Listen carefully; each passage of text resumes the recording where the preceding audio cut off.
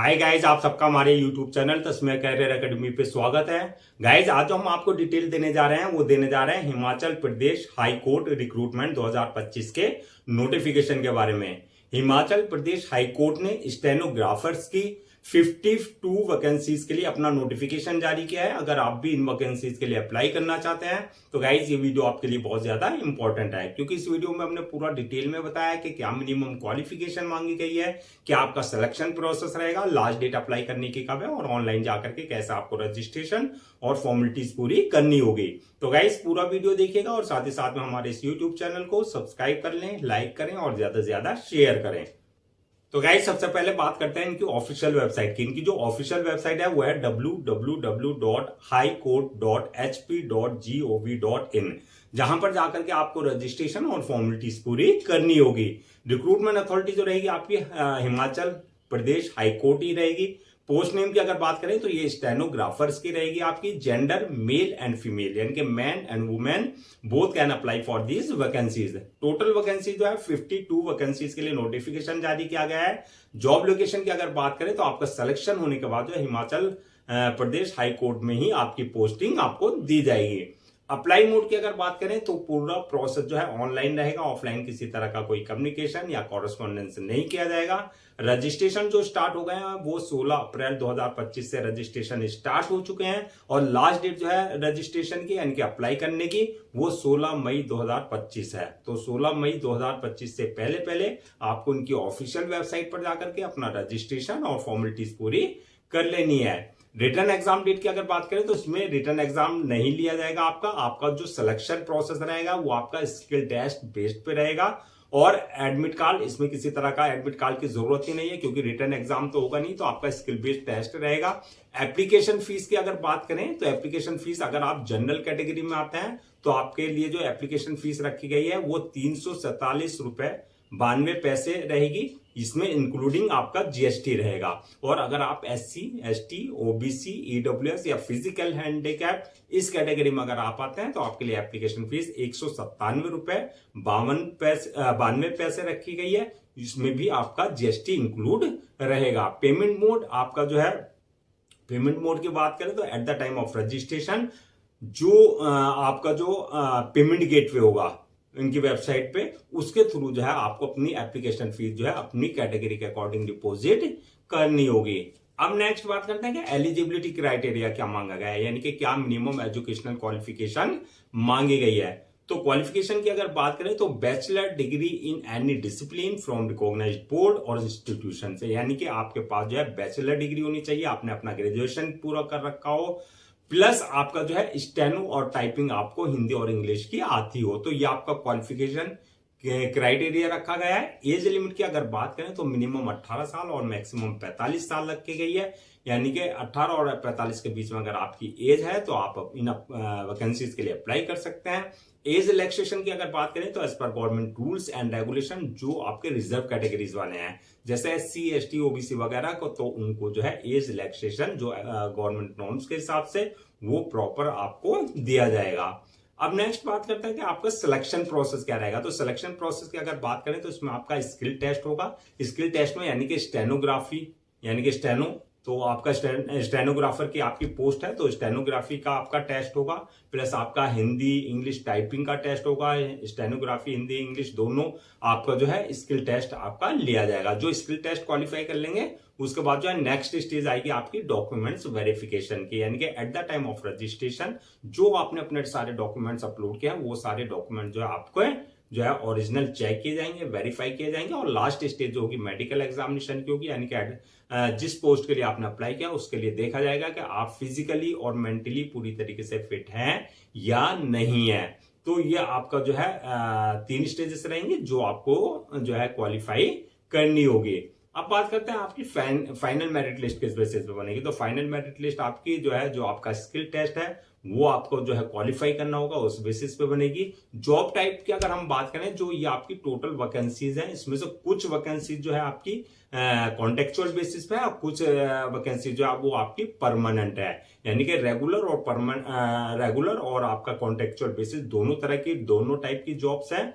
तो आपके लिए जो है ये ध्यान रखना है कि आपका कौन सी वैकेंसी जॉब के लिए आप अप्लाई कर रहे हैं, कॉन्ट्रेक्चुअल बेसिस वाली कर रहे हैं या परमानेंट वाली कर रहे हैं। अब बात करते हैं सैलरी एंड अलाउंसेस की। तो सैलरी अलाउंसेस की अगर बात करें तो जो बेसिक पे है 25,600 से लेकर के आपका 81,200 के बीच में रहेगी, यानी कि सिलेक्शन होने के बाद जैसे जैसे आपका एक्सपीरियंस हो जाएगा उसके अकॉर्डिंग आपका जो है प्रमोशन और आपका इंक्रीमेंट होता रहेगा।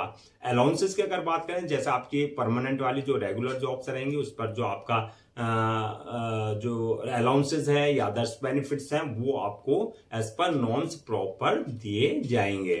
अब नेक्स्ट बात करते हैं कि जो आपकी वैकेंसीज है इसको अगर हम कैटेगरीज वाइज ब्रेक डाउन करें, यानी कि किस पोस्ट के किस कैटेगरी के लिए कितनी वैकेंसी जो है रिजर्व रखी गई है। तो जनरल वालों के लिए 10 वैकेंसीज रिजर्व रखी गई हैं, ओबीसी वालों के लिए 14 है, एससी वालों के लिए 13 है, एसटी वालों के लिए 4 है, ईडब्ल्यूएस वालों के लिए 5 है और फिजिकल हैंडीकैप वालों के लिए जो है 2 वैकेंसीज रखी गई हैं। तो इस तरीके से आपकी जो है ये टोटल वैकेंसी जो है फिल की जाएंगी।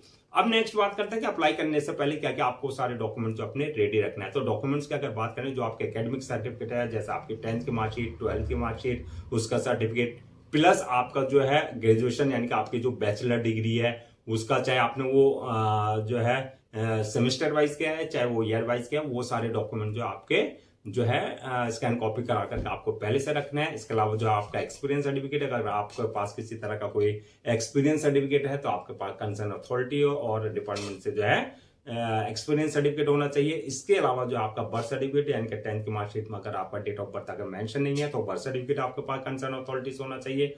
इसके साथ साथ जो है आपका डोमिसाइल सर्टिफिकेट और आपका जो है कास्ट सर्टिफिकेट, यानी कि अगर आप किसी तरह का कास्ट बेसिस पे कोई रिजर्वेशन ले रहे हैं जैसे एससी एसटी ओबीसी वगैरह का, तो आपका जो है कास्ट सर्टिफिकेट आपके पास कंसर्न अथॉरिटी से होना चाहिए। इनकम सर्टिफिकेट यानी कि ईडब्ल्यूएस का अगर आप किसी तरह का कोई रिजर्वेशन ले रहे हैं तो इनकम सर्टिफिकेट आपके पास कंसर्न अथॉरिटी से होना चाहिए। इसी तरीके से आपका जो है कास्ट के अलावा जो डिसेबिलिटी सर्टिफिकेट, यानी कि अगर आप फिजिकल हैंडीकैप का किसी तरह का कोई रिजर्वेशन ले रहे हैं तो डिसेबिलिटी सर्टिफिकेट आपके पास कंसर्न अथॉरिटी से होना चाहिए।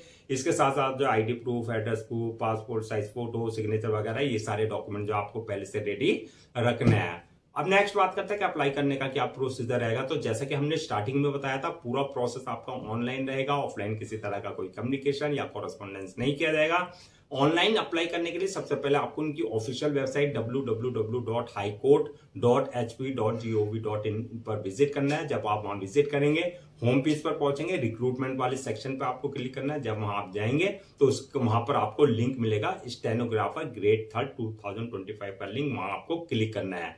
यहाँ पर इस बात का ध्यान रखना है, अगर आपने इनके पोर्टल पर अपने आप को पहले से रजिस्टर्ड नहीं करा रखा है तो आपको अपनी personal details plus valid email ID और मोबाइल नंबर से अपने आपको रजिस्टर करा लेना है, यानी कि वहां से आपको यूजर नेम पासवर्ड जनरेट करना है जो आपके क्रेडेंशियल होंगे। अगर ऑलरेडी आपने इनके पोर्टल पर अपने आपको रजिस्टर्ड करा रखा है तो आपके पास जो यूजर नेम पासवर्ड यानी कि क्रेडेंशियल है उनसे आपको लॉग इन करना है। लॉग इन करने के बाद जो आपका एप्लीकेशन फॉर्म आएगा वहां आपको पूरी अपनी डिटेल्स फिल करनी है। जब आप डिटेल्स फिल कर देंगे उसके बाद नेक्स्ट ऑप्शन आएगा अपलोड योर डॉक्यूमेंट्स का। जो आपके सारे डॉक्यूमेंट्स है वो सारे आपको अपने अपलोड करने हैं। डॉक्यूमेंट्स अपलोड करने के बाद जो है नेक्स्ट ऑप्शन आएगा मेक पेमेंट का, यानी कि जो आपकी एप्लीकेशन फीस है आपको अपनी कैटेगरी के अकॉर्डिंग जो है जो वहां पेमेंट गेटवे है उसके थ्रू जो है आप अपनी एप्लीकेशन फीस डिपोजिट कर सकते हैं। एप्लीकेशन फीस डिपोजिट करने के बाद जो है नेक्स्ट ऑप्शन आएगा आपके पास जो है फॉर्म को सबमिशन का, यानी कि आपको जो है जो फॉर्म है आपका उसको आपको जो है सबमिट करना है, यानी कि अपलोड करना है। और फॉर्म को अपलोड करने से पहले सबमिट करने से पहले एक बार रिव्यू वाले ऑप्शन में जाकर के जो है आपको जो है फॉर्म को पूरा जो आपने डिटेल्स भरी है उसका रिव्यू कर लेना है, चेक कर लेना है आपने किसी तरह की कोई मिस्टेक तो नहीं की है। रिव्यू करने के बाद जो फॉर्म को सबमिट कर दें और सबमिट करने के बाद जो उसकी 1 या 2 कॉपी जो है आपको प्रिंट आउट जरूर लेना है for your future reference, so that आपके पास जो है एक हार्ड कॉपी के रूप में जो एक ऑफिशियली रिकॉर्ड आपके पास हो जाए। तो गाइज ये थी आपकी Himachal Pradesh high court stenographers recruitment 2025 के नोटिफिकेशन की डिटेल्स। आई होप आपके सारे डाउट्स क्लियर हो गए होंगे। अगर अब भी आपको किसी तरह का कोई डाउट है या क्वेरी है या कंफ्यूजन है तो आप हमसे कमेंट सेक्शन में पूछ सकते हैं, हम उसका रिप्लाई जरूर देंगे। मैं एक बार फिर रजिस्ट्रेशन डेट और लास्ट डेट रजिस्ट्रेशन की रिमाइंड करा देता हूं सो दैट आप उसे नोट डाउन कर ले। रजिस्ट्रेशन जो स्टार्ट हो गए हैं 16 अप्रैल 2025 से स्टार्ट हो चुके हैं और लास्ट डेट जो है रजिस्ट्रेशन की यानी कि अप्लाई करने की वो है 16 मई 2025। तो 16 मई 2025 से पहले पहले आपको उनकी ऑफिशियल वेबसाइट पर जाकर के अपना रजिस्ट्रेशन और फॉर्मेलिटीज पूरी कर लेनी है। गाइस हम आपके लिए जितने भी गवर्नमेंट जॉब्स हैं या गवर्नमेंट एग्जाम्स हैं उससे रिलेटेड जितने भी अपडेट्स होते हैं उन पर वीडियो से लेकर के आते हैं। इसके साथ साथ जो है प्रॉपर कैरियर गाइडेंस पे आपके लिए वीडियो से लेकर के आते हैं। अगर आप भी चाहते हैं कि आपको प्रॉपर कैरियर गाइडेंस मिलती रहे, साथ ही साथ में आपको गवर्नमेंट जॉब्स और गवर्नमेंट एग्जाम्स के पूरे अपडेट्स मिलते रहें, तो आप लोगों से मेरी रिक्वेस्ट है आप हमारे इस यूट्यूब चैनल को सब्सक्राइब कर लें, लाइक करें और ज्यादा से ज्यादा शेयर करें।